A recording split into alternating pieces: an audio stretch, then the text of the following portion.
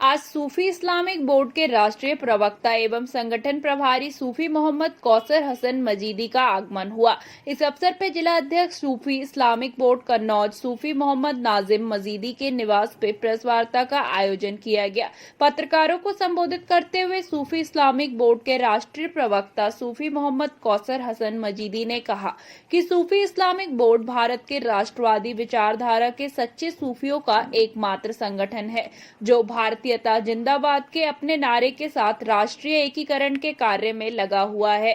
सदियों से हमारे बुजुर्गों ने देश की एकता और अखंडता के लिए कार्य किया। देश की तमाम खानकाहों ने हिंदू मुस्लिम इत्तेहाद को मजबूत कर राष्ट्र निर्माण के कार्यों में अपना अपना सहयोग दिया है। रखी गई है ये एक्चुअली एक वैवाहिक कार्यक्रम के कारण हमारा कन्नौज आगमन हुआ था और उस संबंध में हमारे स्थानीय कार्यकर्ताओं और पदाधिकारियों की एक बैठक हुई और हम लोगों ने संगठन पर विस्तार पर चर्चा की और हमारा वास्तविक कार्य सूफिज्म का प्रचार प्रसार है, जिसके संबंध में हम लोगों ने व्यापक चर्चा की।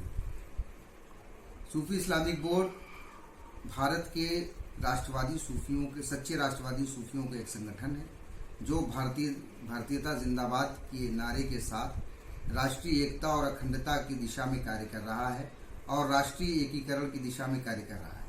हम देश में उन शक्तियों को पूरी तरह से उखाड़ फेंकना चाहते हैं जो देश को तोड़ने में लगी हुई हैं। तुर्की और पाकिस्तान के विभाजनकारी एजेंडे को आगे बढ़ा रही हैं और उस एजेंडे से देश की एकता और अखंडता को खतरा है। हम उन शक्तियों के खिलाफ संघर्षरत हैं, जिसमें पहला नाम पीएफआई का आता है। पीएफआई नामक संस्था जो तुर्की और पाकिस्तान से फंडिंग करके देश की एकता और अखंडता को नुकसान पहुंचाना चाहती है, और साथ ही पीएफआई को प्रमोट करने वाले वो लोग जो तथाकथित लोग कुछ खानकाहों में बैठे हुए हैं और सूफिज्म का चोला ओढ़े हुए हैं, और वो लोग अपने निजी स्वार्थ के लिए सूफिज्म को बदनाम करने का कार्य कर रहे हैं और आतंकवाद को प्रमोट कर रहे हैं। उनके चेहरे पर पड़े हुए नकाबों को उतारने के लिए सूफी इस्लामिक बोर्ड देश और प्रदेश के विभिन्न क्षेत्रों में जाकर अपनी प्रेस कॉन्फ्रेंसेस आयोजित कर रहा है। उसी दिशा में आज कन्नौज में भी ये प्रेस कॉन्फ्रेंस की गई है। अच्छा, कुछ दिन पहले पीएफआई के ऊपर दिल्ली में रेड भी पड़ी थी, कुछ लोगों के उसमें नाम सामने उजागर हुए थे, क्या मामला था वो? अवैध फंडिंग के मामले पूरे देश में इनके खिलाफ रेड्स डाली जा रही हैं और बहुत सी चीजें हैं ऐसी आ रही हैं सामने, खुल करके सामने आ रही हैं, जिसमें पीएफआई का देश को तोड़ने में बहुत बड़ा हाथ रहा, देश में अराजकता फैलाने में बड़ा हाथ रहा, तो उसमें सारा नाम पीएफआई का आ रहा है। इसी सिलसिले में उन पर सरकार ने अपना कार्य करते हुए उन पर छापेमारी की होगी।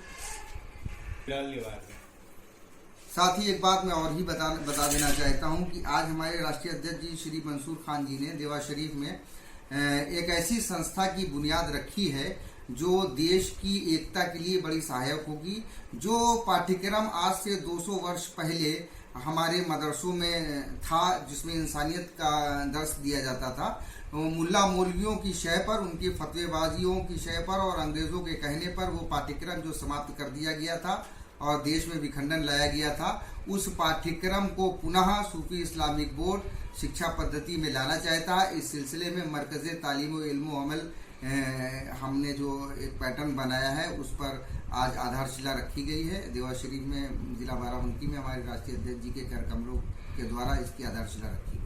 ने जो तालीम की वो तालीम दी जाएगी। इसके लिए देवा शरीफ में करीब 3 एकड़ जमीन चिन्हित की गई है और उस जमीन पर उन्होंने आज शिलान्यास किया है और काम शुरू हो रहा है। बहुत जल्दी एक बहुत बड़ा प्रोजेक्ट है सूफी इस्लामिक बोर्ड का, ये हमारा ड्रीम प्रोजेक्ट है और जब ये सामने आएगा तो लोगों को महसूस होगा कि सूफी इस्लामिक बोर्ड ने वास्तव में सूफिज्म के लिए बहुत बड़ा काम किया।